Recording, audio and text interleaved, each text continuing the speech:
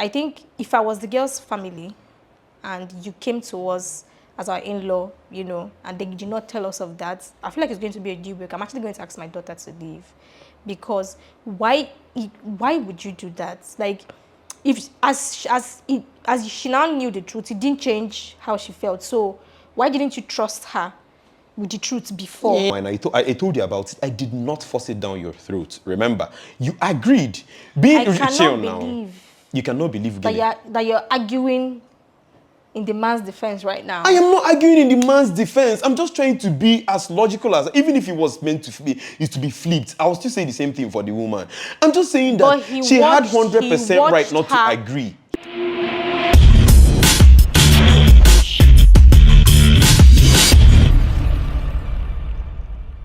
Hi guys, she's Winifred here, and you are welcome to another episode of The Talk Shop. So, hey bitch, how you feeling?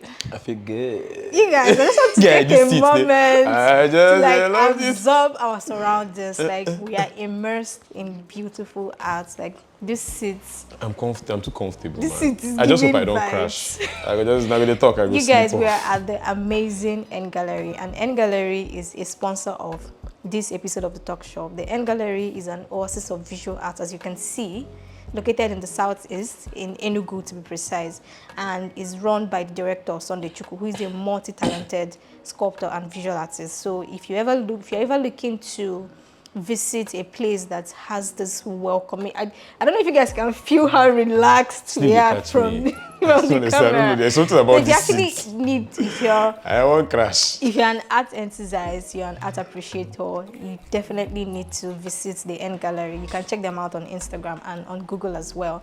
So, so there's this video that came to our attention as the Talk Shoppers. It's very interesting, as always. Washaras, what are we talking about today?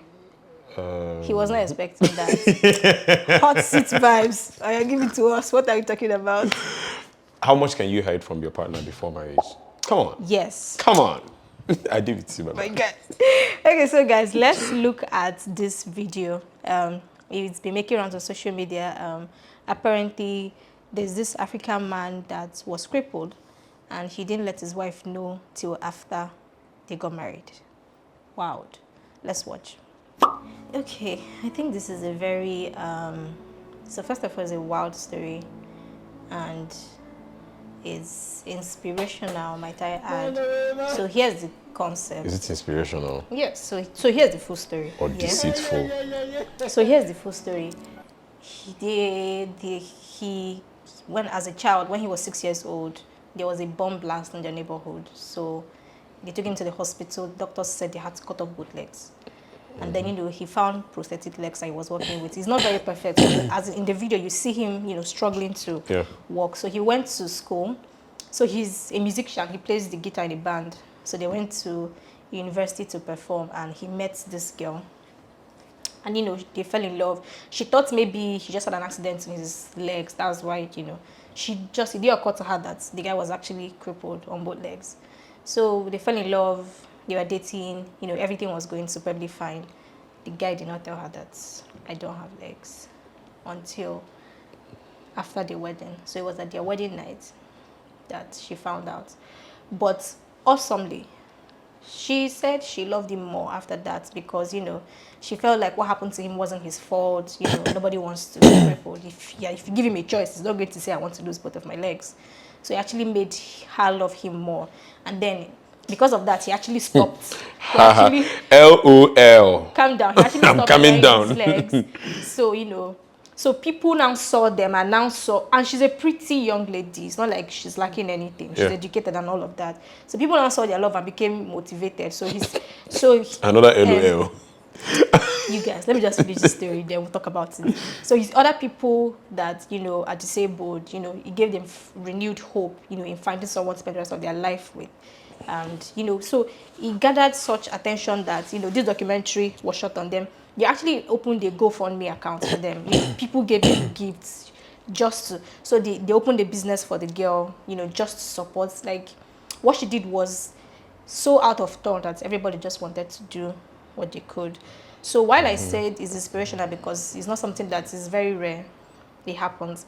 But then again, we're discussing it from a logical and rational point of view. Wow, now you're talking to. Talk to me. You speak my language. Because I feel like while I'm really, really genuinely happy for their love, and I hope that they spend a lot of time in happiness and peace together, I feel like the man was completely and utterly deceitful. Because it's such a huge part of you to not to tell someone after you've married the person. Because what was the girl supposed to do? Leg no deal. I'm a babe, leg no day, guy. Because what was she supposed to do? I just got married. What am I supposed to do? On the wedding night. Because I feel like... Babe, leg no day. I deal with you. But I deal with you. I'm going to work out with you through this marriage. Through thick and thin. Oh, well, that is very deceitful. But here's the thing, right? Okay. From what... See what I see here is that... First, this guy, he don't even expect, say, make I just speak up for Brooklyn, saying you end up with this babe. First, the girl is pretty, actually, this girl is hot. She's pretty, she's fresh. And now, you want me, because relationship is like business. You know that your company does not have the capacity to build a skyscraper. But as a businessman, when you're going in there, you won't pitch that to them.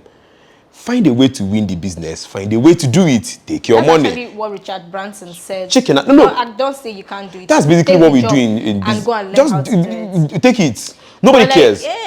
But here's the thing, right? Analogy applies. It does. Because if this guy told her, maybe, let's just say maybe this girl is 1 out of 2 billion on earth. Maybe if this guy told her at the initial stage, right? It's just like, let's even use something more realistic. I know that I have a low sperm count. That's not the case, guys. I know that I have a low...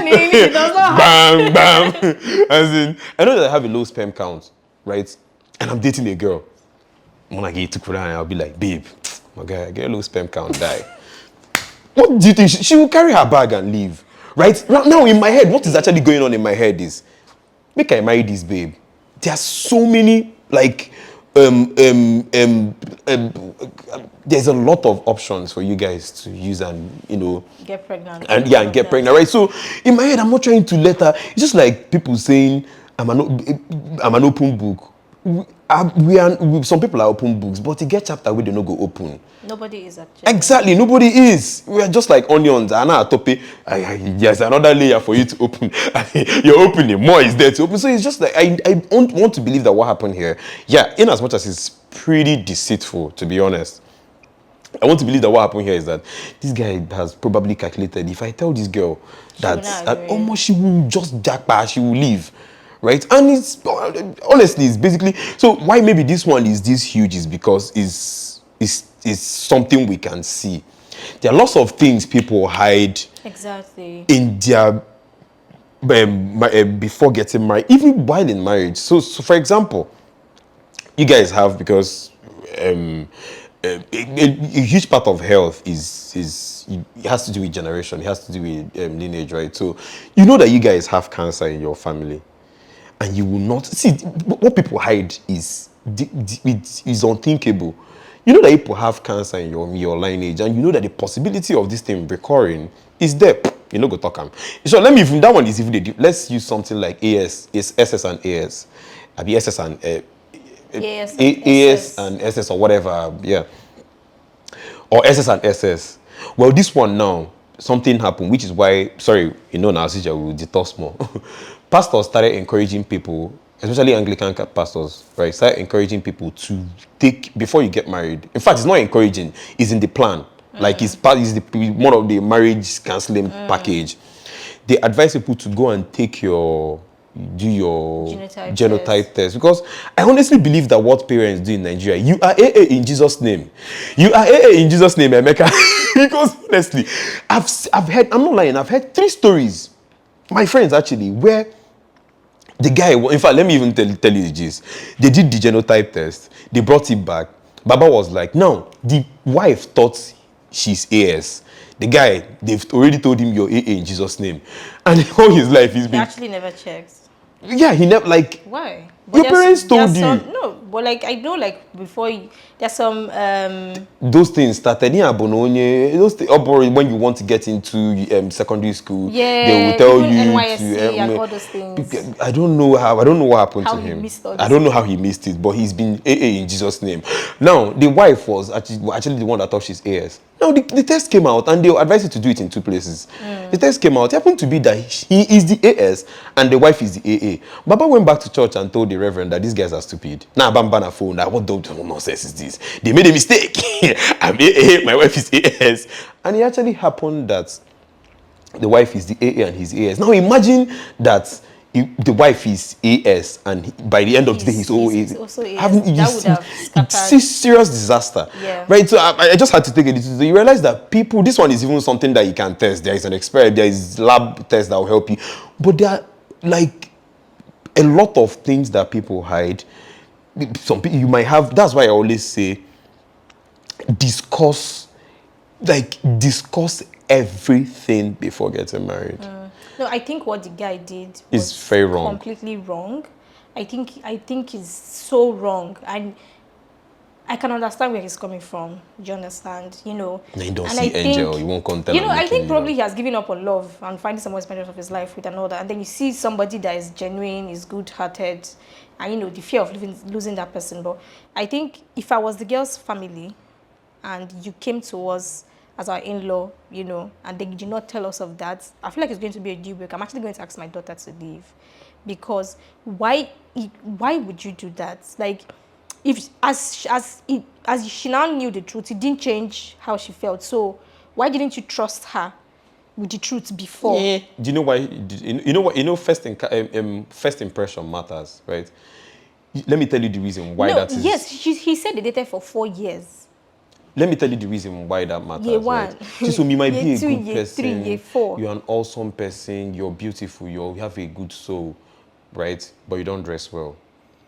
You've not given me entry to even find out if all those things are happening. But you can dress well, but you're a horrible person. You're an idiot. Short. You have clipped. They still like man. Disclaimer: I'm not. She's not, right? But the possibility of me getting to you faster is there. Why? Because first impression, right? So he wouldn't want to spoil his first impression. But he did not spoil his first impression. They dated for a while. Yeah, so basically by first impression in this contest, I don't think he would want to, bring out all his wahala for this girl. So you wouldn't give her the opportunity to get to know if you're an awesome person. Because from what I'm seeing here, the guy is actually, well, I'm just saying from what I saw. I think from what we can tell, exactly.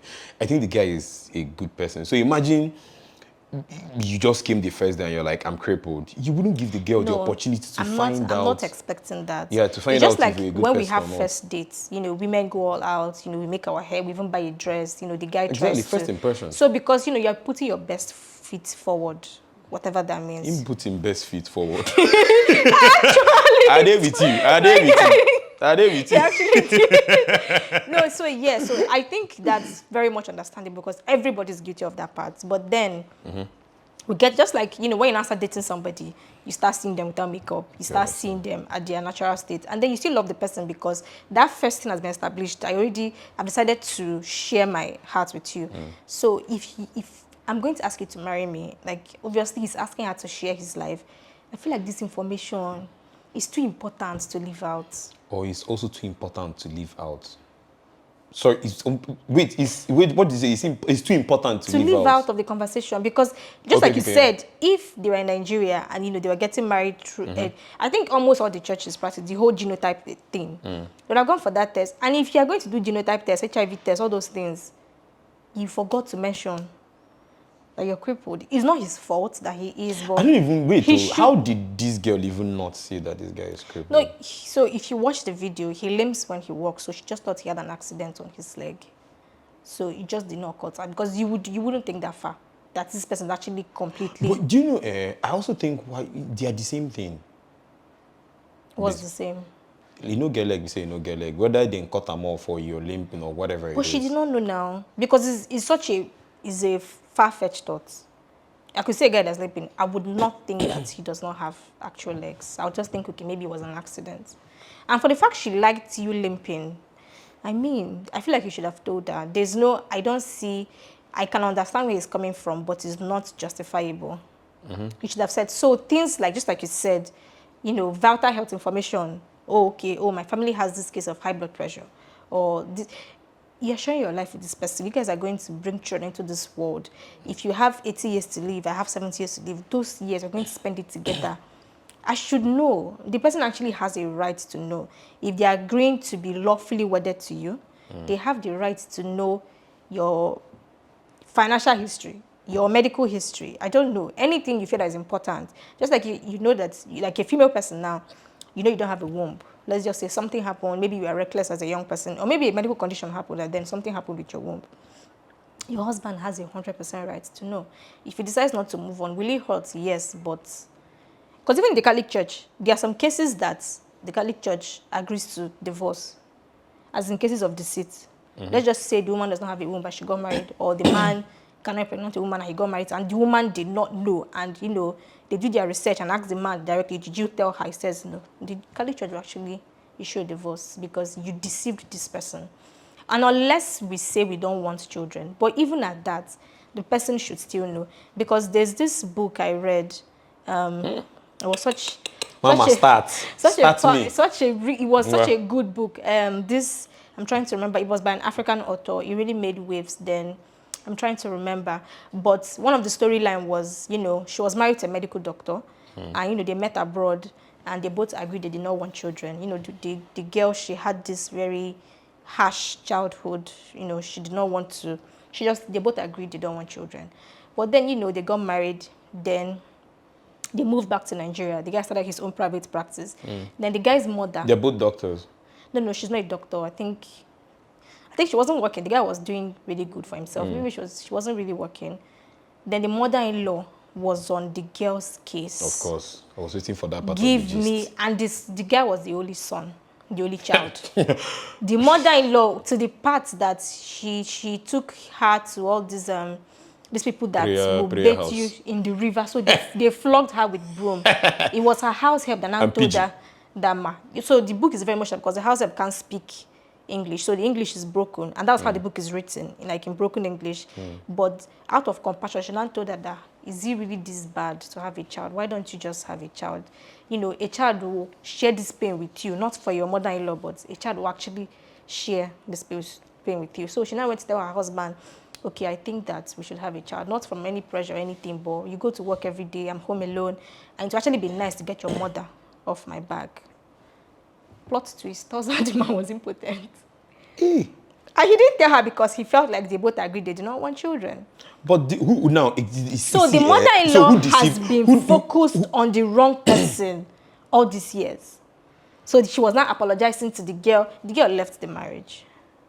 It was really painful for her to do. She loved the man. There was nothing. But she was like, the fact that you watched your mother treat me that way over and over, down to the part where they now flogged her with brooms, gave her scars all over her body, and you watched her go through that, knowing that even if you guys decided, okay, let's have a child today, you actually cannot.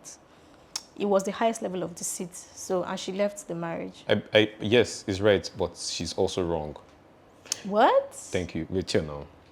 The main reason why this guy actually decided to have anything with this girl was because of a primary reason. They agreed they were not going to have children. Thank you. But his reason was wrapped Forget about the reason. in lies. You did not give me an... She did not give an opportunity to even find the web of reason why this guy... No, had it been he said, I can't have children, she's not like, cool, I actually don't want children. I want to believe that was not... I want to believe that was not the conversation, because if that was the conversation, what happened with that?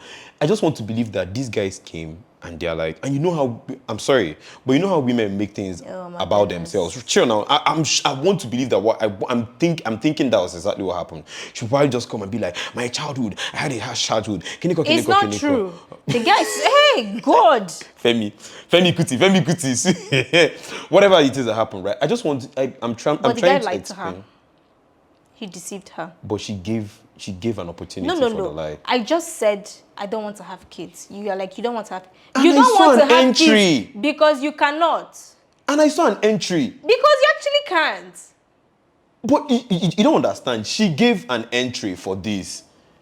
Right? And I do know, Chisom, let's even bring this home. Do you know if it's the both of us? If it's the both of us, let's say that this conversation. You're impotent. And I'm impotent. No wahala. Oops. And I'm impotent. And I just met you. And you start telling me how you don't want to have kids. Right? We don't know who initiated the conversation. No wahala. They walked into the marriage. But there was an agreement. With the agreement that we're not going to have kids. Yes. So let's even say that was the one that initiated it. There was an acceptance, right? You accepted. So, and now I'm telling you, knowing fully well that the primary reason why I'm saying this is because I know I'm impotent. Now, and I told you about it, I did not force it down your throat. Remember, you agreed. I cannot believe. You cannot believe that you're arguing in the man's defense right now. I am not arguing in the man's defense. I'm just trying to be as logical as, even if it was meant to be, is to be flipped. I will still say the same thing for the woman. I'm just saying that she had 100% right not to agree. Because she did not know he was impotent. So what? Now that he's impotent, what changed?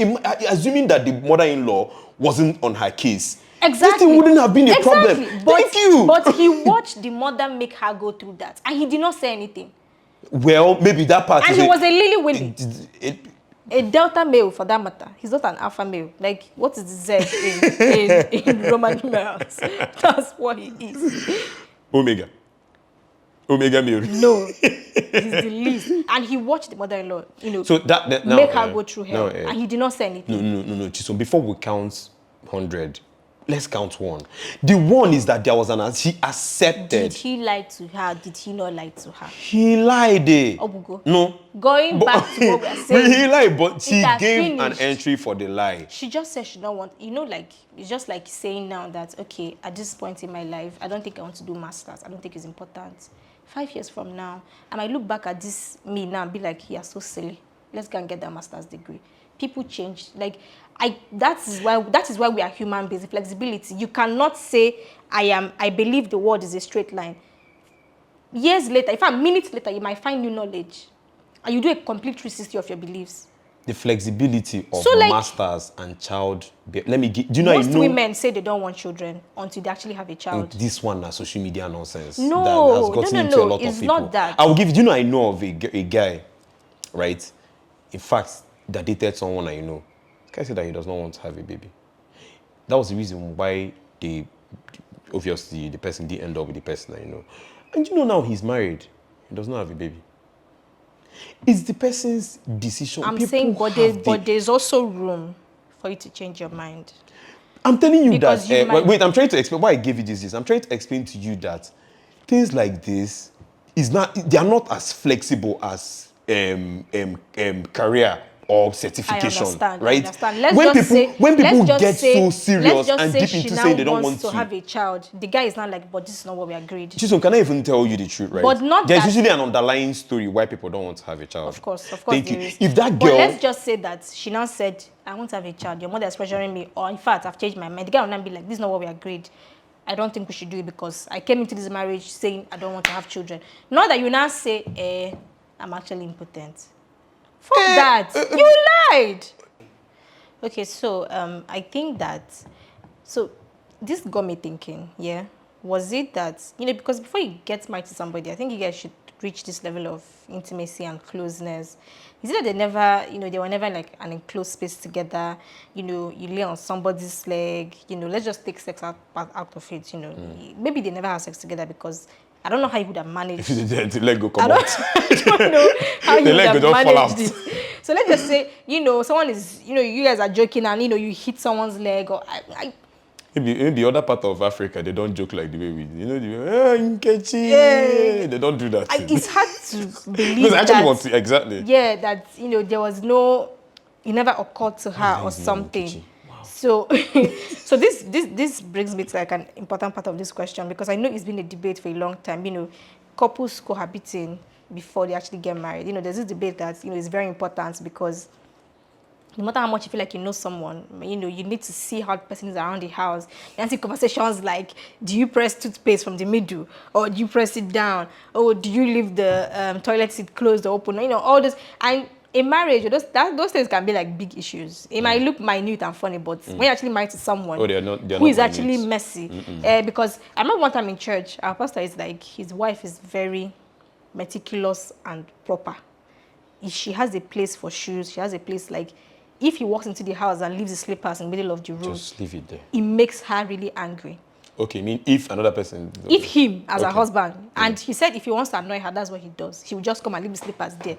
She will not be like, who left this thing here? Heart attack should do you. He will not be like, you finish shouting, you got to keep it. So, all those. So, I think this brings me to my question. Do you think cohabiting is an essential part of... there's this thing they call, after dating, this is courtship. Because it's like dating, courtship, marriage. So, do you think like cohabiting is an essential part of courtship before marriage? Two things. Oh, yeah, give us stats. They breathe. So I'm going to answer this question. Yeah. And I think the answer is actually perfect. Two things. Scientifically, yes. Doc Dave. It's been proven. That what? Religious, scientifically. It's proven that what? Cohabiting is good for relationships. Okay. When you talk about religion now, bring it down to Christians. I will explain. Now, God does not brute force. Brute force is trial and error until you get this is like layman's definition. Trial and error until you get the perfect stuff. So essentially what it means is that if God gives you a partner, he knows that this is your partner. Person. You don't need to cohabit. You don't need to find out if his eye is doing like this or... God does not make mistakes. Yeah. So if we acknowledge the fact that God doesn't make mistakes, that means that you don't need to test your... It's just like saying you trust Rolls-Royce so much. You don't need to test Rolls-Royce before you buy it. You know that in fact, it's called predictability in business. You've already predicted the fact that this product is going to be perfect. So now, that is one answer. If you're talking about Christianity, no need for cohabiting. Now, if you bring it to the social part of it, yeah, it's actually important. Now, this is where we now start, if you're not a Christian or maybe if you're not I don't know, just random things happen to random people. It is actually very important because if you're a Christian, you follow the biblical principle, you pray about your partner, blah, blah, blah, blah, blah. Now, we are saying... If you actually follow it well, so I think the mistakes people now make is, how do you know for sure this person is your person? It's not like in the olden days where God can speak to you, and for you to be able to maintain... God still speaks to people today. Through the Holy Spirit, but you need to maintain like a holy and worthy atmosphere for the Holy Spirit to come and speak to you. So, but finish what you're saying. Yeah, but if he wants to speak to you, he'll still speak to you. The Bible said that I'll have mercy on who I will have mercy on, even when you're not... I understand. Exactly. So, but now when you bring it to the social part of it, it's actually very important. Just like you rightfully said, you realize that when you live with people, you start seeing, and you can't compromise forever. Which is also why I say that don't start with compromise you cannot do for the rest of your life. It's not, you die, right? So I think being in close proximity with people, gives you the opportunity to see things that you will not like. It's possible that this person nags a lot. Spending 5 hours on the phone, you might not actually realize that. It's possible that this person, someone like me, if I'm cooking, I'm cleaning immediately, right? And if I walk into a kitchen where, and I also acknowledge the fact that there are other people, what they want to do, mess up the kitchen. When they are done, they will clean up. Do you get? Now, if I stay in the kitchen where you're not cleaning as you're cooking, I'm already having paralysis. I want to die. You already know I'm a very meticulous person. I have things. So if I don't stay in close proximity with someone, I wouldn't find these things. I might be able to pick them, but not know the degree, right? So I might just say, yeah, okay, she's messy, but maybe she's just, fairy of love, they make me, they give you After 6 months of marriage, by the time we stay 1 week, I'm going to say her messiness is 9.5. I just have 0.5 left. So I honestly think cohabiting is an essential part of a relationship. Because I feel like if this couple actually stayed did together, that, if they actually did, she would have found out. And I think that time she can, because I feel like she made an emotional decision. I mean, she already liked the man. I mean, she already married him. So abandon him, and maybe she was even out of pity. Because now leave you, everybody will now say that, oh, I'm this wicked. Because, so allow her to make that wholesome decision. So guys, if we talk about this, there's so many angles. We just keep going on and on. So just share with us your thoughts in the comment section. Do you think that what the man did was good? I can already tell you what he did.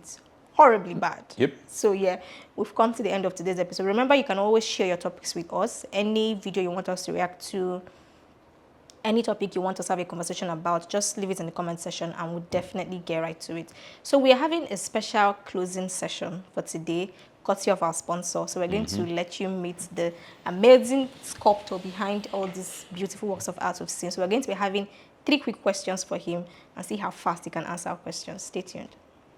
So guys, we're here with Mr. Sunday Chukwu, the director of N Gallery, and we're going to be doing rapid questions in 30 seconds. So Ibube, this is your shot. All right. Okay. So So what was it about art that made you get into it? Yeah, childhood. Trying to create something. I'm very, very inquisitive, optimistic. Trying to make something that works. Create cars with tin of picnic tins. Yeah, drawings. And as you're doing these things, you have people cheering you. You should, can draw, go to the classroom, use chalk to draw something on the board. Everybody is cheering you. So I think, that gave me that leeway. So I want to do this.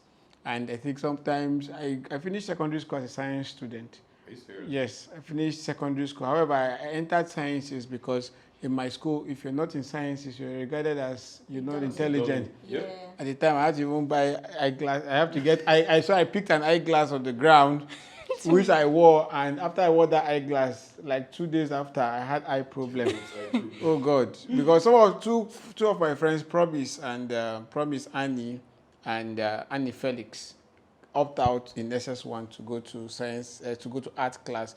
But the white man, my principal, was teaching us English. So I never wanted, but I always wanted to be in science class, but I was not benefiting anything there.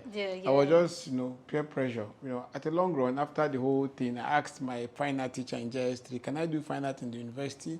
She said, why not? That she studied fine art in ABU's area. And from that day, I said, I'm going to be an artist. However, I just want to give my father that wants me to become a medical doctor. But the long run, after that, 2 weeks before I finished secondary school, I got a job with the secondary school to teach fine art. Oh. And I was paid very, very handsomely. Yeah. And you can imagine you being paid handsomely. So everybody was like, now wow, Chiko, you don't get work. Oh, Chiko, you don't get work. I was now like a known name in anything that has to do with art, I was 16 plus. I became a secondary school teacher. And I was there in 2010. I was paid about 35,000 naira. That was a lot of money. Yes, that was a very, very good money. I even bought bike. In Mina, John understands. Especially above minimum wage right now. I bought bike in Mina. I was like, so, I said, going to university was like, to put an icing on the cake. So I guess your passion called to you. Yes. It wasn't something you could have escaped. No, I wouldn't have escaped it. Many times I tell myself that if I don't study art on the last day, God will ask me why. Because art is my profession, art is my hobby, your passion. Art is my work, art is my life. Yes. So I can't do anything apart from art. Okay, so my second question for you is, because you're doing so well, in the Nigerian art space. So where do you see the future of Nigerian art? The future of Nigerian art is, very, very beautiful. Okay. As it stands now, Nigerian artists are making waves around the world. Not just Nigerian artists, African artists. Yeah. So I'm privileged to be friends to some of them. Recently, the Queen of England had a portrait. She's celebrating. She's doing a celebration that a friend, Olufemi Omofemi,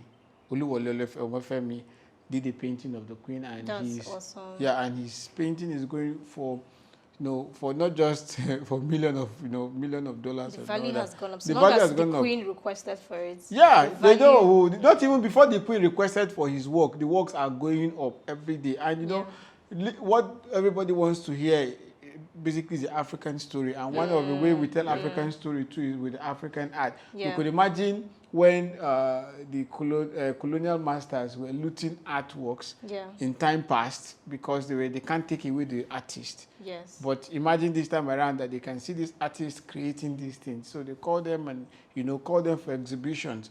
Because the African work has a lot of stories behind it. Meaning, they are not just value. portraiture paintings. Yes. They are speaking. They're telling you about time past and telling you about the African society. And what the white man wants to do is to document. Yeah, to the stories. I don't know if you guys have seen the woman that wrote Sorosuke or something yes, like that. So there was a wild reaction.